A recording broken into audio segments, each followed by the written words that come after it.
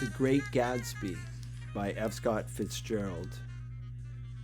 Chapter 2, Section 5. Catherine leaned close to me and whispered in my ear, "Neither of them can stand the other person they're married to." "Can't they?" "Can't stand them." She looked at Myrtle and then at Tom. "What I say is, why go on living with them if they can't stand them? If I was them, I'd get a divorce and get married to each other right away." "Doesn't she like Wilson either?" The answer to this was unexpected. It came from Myrtle, who had overheard the question and was violent and obscene. "You see?" cried Catherine triumphantly. She lowered her voice again. "It's really his wife that's keeping them apart. She's a Catholic, and they don't believe in divorce." Daisy was not a Catholic, and I was a little shocked at the elaborateness of the lie. "When they do get married," continued Catherine, "they're going west to live for a while until it blows over." "It'd be more discreet to go to Europe." "Oh, do you like Europe?" she exclaimed surprisingly. "I just got back from Monte Carlo." "Really?" "Just last year. I went over there with another girl." "Stay long?" "No, we just went to Monte Carlo and back. We went by way of Marseille.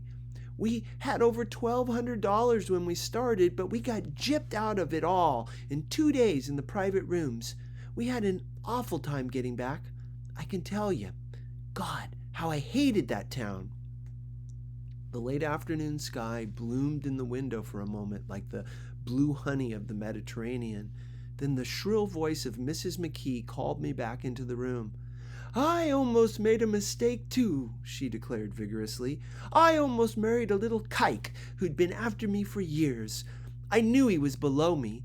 Everybody kept saying to me, 'Lucille, that man's way below you.' But if I hadn't met Chester, he'd have got me sure." "Yes, but listen," said Myrtle Wilson, nodding her head up and down. "At least you didn't marry him." "I know I didn't." "Well, I married him," said Myrtle ambiguously, "and that's the difference between your case and mine." "Why did you, Myrtle?" demanded Catherine. "Nobody forced you to." Myrtle considered. "I married him because I thought he was a gentleman," she said finally. "I thought he knew something about breeding, but he wasn't fit to lick my shoe." "You were crazy about him for a while," said Catherine. "Crazy about him?" cried Myrtle incredulously. "Who said I was crazy about him? I never was any more crazy about him than I was about that man there." She pointed suddenly at me, and everyone looked at me accusingly. I tried to show by my expression that I had played no part in her past. "The only crazy I was when I married him. I knew right away I made a mistake. He borrowed somebody's best suit to get married in and never even told me about it. And the man came after it one day, and when he was out," she looked around to see who was listening. "Oh, is that your suit?" I said. This is the first I ever heard about it." But I gave it to him, and then I lay down and cried to beat the band all afternoon. "She really ought to get away from him," resumed Catherine to me. "They've been living over that garage for 11 years, and Tom's the first sweetie she ever had." The bottle of whiskey, a second one, was now in constant demand by all present, excepting Catherine, who felt just as good on nothing at all. Tom rang for the janitor and sent him for some celebrated sandwiches, which were a complete supper in themselves. I wanted to get out and walk eastward toward the park through the soft twilight, but each time I tried to go, I became entangled in some wild, strident argument which pulled me back, as if with ropes, into my chair. Yet, high over the city, our line of yellow windows must have contributed their share of human secrecy to the casual watcher in the darkening streets. And I was him, too, looking up and wondering. I was within and without, simultaneously enchanted and repelled by the inexhaustible variety of life.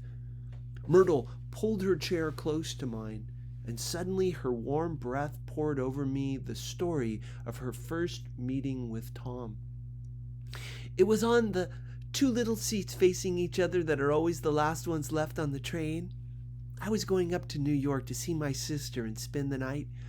He had on a dress suit and patent leather shoes, and I couldn't keep my eyes off him, but every time he looked at me, I had to pretend to be looking at the advertisement over his head.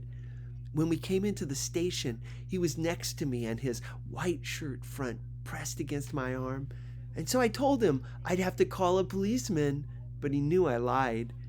I was so excited that when I got into a taxi with him, I didn't hardly know I wasn't getting into a subway train. All I kept thinking about over and over was, "You can't live forever. You can't live forever." She turned to Mrs. McKee, and the room rang full of her artificial laughter. "My dear," she cried, "I'm going to give you this dress as soon as I'm done with it. I've got to get another one tomorrow. I'm going to make a list of all the things I've got to get. A massage and a wave and a collar for the dog and one of those cute little ashtrays where you touch a spring and a wreath with a black silk bow for Mother's grave that'll last all summer. I gotta write down a list so I won't forget all the things I got to do."